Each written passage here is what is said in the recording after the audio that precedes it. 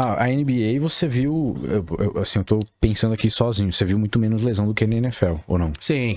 Não tem nem como comparar o risco de lesão. Não.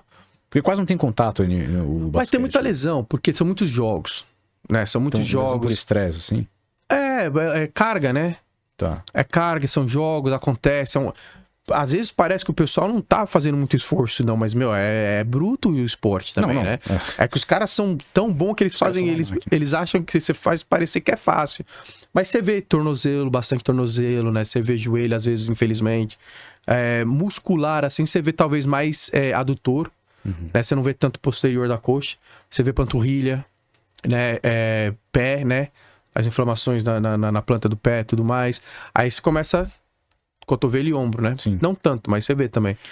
Cara, deixa eu te fazer uma pergunta antes da gente continuar aí no nosso bate-papo. Eu vejo muita gente hoje em dia falando sobre... Pra você evitar lesão no esporte, até basquete... Não sei, tem um cara que chama Ben, alguma coisa, que é o knees over toes. Não sei se você já ouviu falar. Sei. Que é o joelho... Eles colocam... Isso é uma coisa meio polêmica aqui no Brasil, assim. Sim, claro. Ainda, e tá tudo bem. Também já foi polêmico nos Estados Unidos. Mas vocês usam muito isso? Você colocar a articulação do atleta num ângulo um pouquinho a mais, ou seja, o joelho passando do dedão, claro. A maioria das pessoas diriam que é errado. Não. Aqui tem muita gente que diz, né? Tem muita gente que vai falar que sempre você não pode agachar. Sempre vai ter polêmica. Mas vocês usam isso ali, né, pra... Depende da pessoa. Certo? Eu não posso responder de todo mundo, mas eu vou responder de mim. E eu conheço o Toes Over... Knees over toes. Eu conheço eles também. Tudo é a filosofia deles, né? A minha...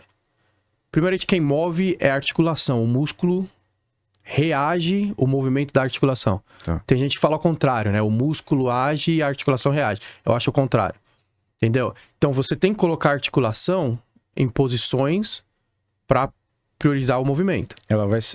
Aquela articulação ela vai ser tão forte o quanto você colocar ela... Exatamente. No estresse. Tá. Certo? Então, se você treinar uma pessoa, vai pro esporte, entendeu? Mas vamos falar no esporte que eu trabalhei, que eu trabalho hoje em dia. Se eu treinar a pessoa num método bem conservador, e ela vai chegar na quadra, aí ela vai ter mais lesões, na minha opinião. Agora, se eu começar a treinar a pessoa numa amplitude maior ainda, quando chegar na quadra, que ela entrar nessa amplitude, o corpo dela já vai estar adaptado a fazer essas coisas. Então, na minha opinião, pode passar o joelho do pé, claro, pode passar. Vai fazer agachamento? Pode ir até o chão, pode ir até o chão. Você consegue fazer isso? Né? É o mais importante. Sim, entendeu? sim. Quando você está fazendo um agachamento, eu vejo pessoas indo até o máximo lá embaixo, mas as costas estão totalmente flexionadas. Aí eu falo, meu amigo, aí você está querendo se machucar. Então, tem todo um trabalho que você faz, articulação do tornozelo, articulação do joelho, quadril, para você poder chegar nessa posição, certo? Só que você pega o joelho, por exemplo, um exemplo bobo assim, né? Se você não passa o joelho do dedão, você está estressando a patela, o tendão da patela ao extremo ou não? Na minha opinião, não. Certo? Se eu passar, agora aí eu tô. Você tá estressando. Agora eu tô, entendeu? Então, se o cara vai chegar numa... esse é o Ben... esse é o cara, entendeu? Esse é o treinamento dele, né? Tipo, ele coloca você em situações onde, se a vida te colocar, que no caso de um atleta provavelmente vai te colocar, Sim. a sua articulação tá preparada. Sim. Se você vê um também que treina muito nesse sentido, é o Bob Straub, que é o treinador do Patrick Mahomes. Tá. Patrick Mahomes hoje, se não for o melhor, é um dos melhores quarterbacks da NFL. E o treinamento dele é realmente assim também. Ele vai ao extremo. Entendeu?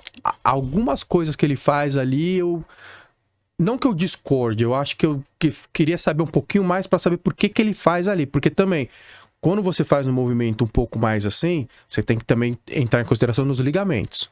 Tá. Né? Porque o tendão você consegue uma elasticidade diferente do que o ligamento. Então tem alguns movimentos que eu falo, pra que você tá fazendo tudo isso com o ligamento? Certo? Então tem alguns movimentos que eu gosto não. Esse movimento pra mim, por exemplo, perfeito. Pra mim não. Porque se é um jogador de corrida, o adutor dele já tá numa posição que se chegar numa jogada e ele escorregar, ou o corte vier e não sei, alguma coisa, ele fazer uma abdução um pouco maior daquele quadril, talvez ele não se machuca, entendeu? Entendi. Se é um pessoal um pouquinho mais protegido ali, vai se machucar. Então você vê isso na prática, assim, eu gosto eu sempre tenho discussões disso, até com meu irmão a gente gosta de conversar, de biomecânica e tal, e eu falo, pô, a sua articulação ela vai ser forte na posição que você colocar ela. Se você ficar agachando até 90 graus e você depois vai jogar um esporte onde você vai passar disso, assim, você tem uma lesão muito maior, né? Claro. E aquilo que você falou, tudo bem, é aquilo que você acredita, né? Tem gente que fala, acho que você já viu muita galera falar, fazer, sei lá, um desenvolvimento, um overhead press, né? Um desenvolvimento de ombros por trás do pescoço, o cara vai falar, eu vou me lesionar. Se você acredita nisso, realmente não faça porque você vai se lesionar. Mas se você começa aos poucos se colocando nessa posição, eu não vejo por que isso vai ter um grande problema. Eu acho que esse é o mais importante. Se você se coloca na posição para poder fazer. Eu gosto de falar que o meu slogan, assim, né, do meu trabalho eu gosto de criar adaptações do corpo humano para que assim o corpo humano tá preparado para poder ter uma carga maior e assim poder ter uma high performance mais preparada. Entendeu? Então, eu colocando um atleta numa amplitude de movimento um pouco mais favorável, eu posso treinar nessa amplitude de movimento um pouco mais favorável, ele já criou uma adaptação bem diferente do que ele tinha antes. Só que você tem que respeitar o esporte. Por exemplo, o beisebol. O pitcher, o ombro dele, se você fizer uma rotação, vai até lá embaixo. Só que se você analisar o movimento de lançamento do pitcher, é louco. O ombro, o braço e o cotovelo dele tá lá atrás. E você já não faz isso com o quarterback. Por quê? Porque o quarterback, se ele for lá atrás alguém bater nele, você acabou com a carreira dele. Sim. Entendeu? Então você vai fazer um supino, por exemplo, aí eu gosto de colocar um bloquinho ali. Pra quê? Pra ele descer só aqui, ele não precisa descer até lá embaixo. Perfeito. Entendeu? Agora, um atleta, os de linha ou os da NBA, a gente não deixa eles descerem de jeito nenhum. Porque você quer aquele ombro apertadinho ali, Sim, entendeu? Entendi. Então, Mas o que você falou, e o Lucas só reforçando aqui o que ele já colocou aqui em pauta, que eu acho viável para as pessoas que estão assistindo em casa, que a gente está falando de alto rendimento. Então, aquele movimento que foi passado aqui, foi colocado, que é um hiper, mega, super, vamos dizer, uma passada, um avanço, né? Um afundo, um super, um mega fundo, é para um atleta que vai trabalhar, né? Vai colocar o seu corpo naquela condição no movimento dos jogos que ele for fazer. Então é como se fosse um educativo com carga, né? Lógico, acionando a musculatura, a articulação, toda a biomecânica ali estruturada. O que você falou, eu geralmente, durante anos nas minhas competições, você chegou a ver, né?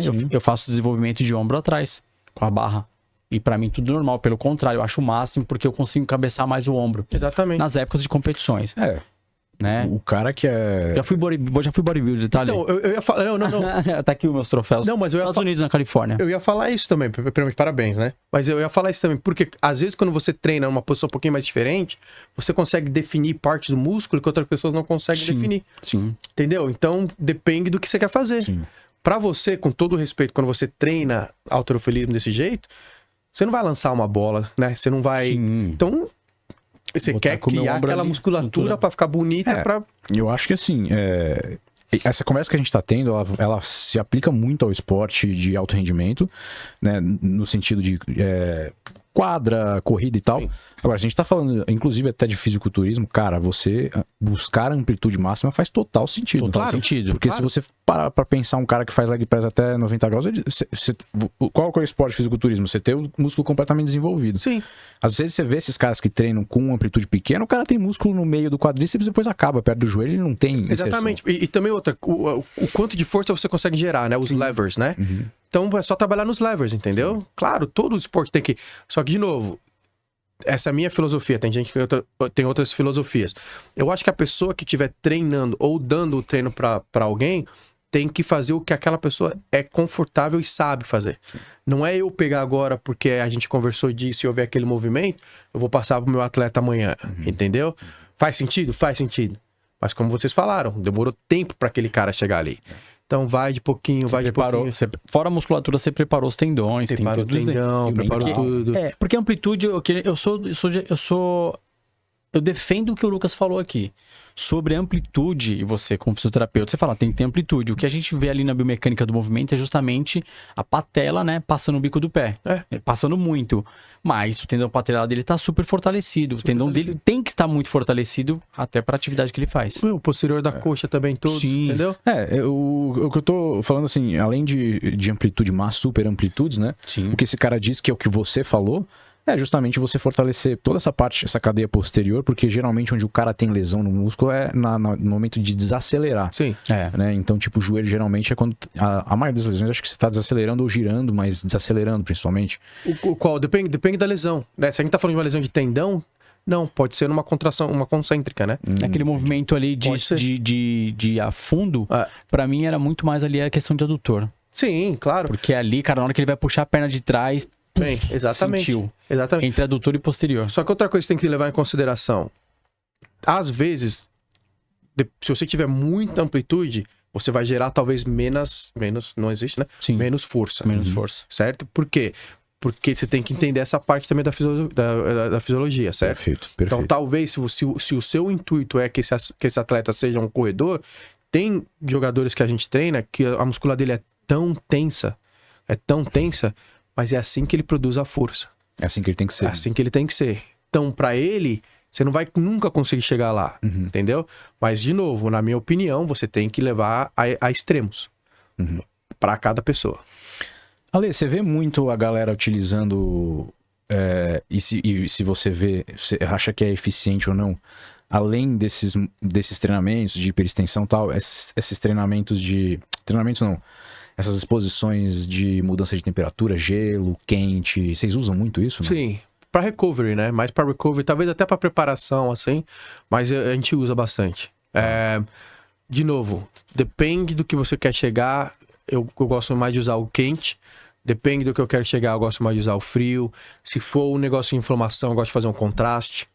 Mas tem bastante isso. Mas pra mim, duas coisas que não podem faltar em recovery é nutrição e dormir.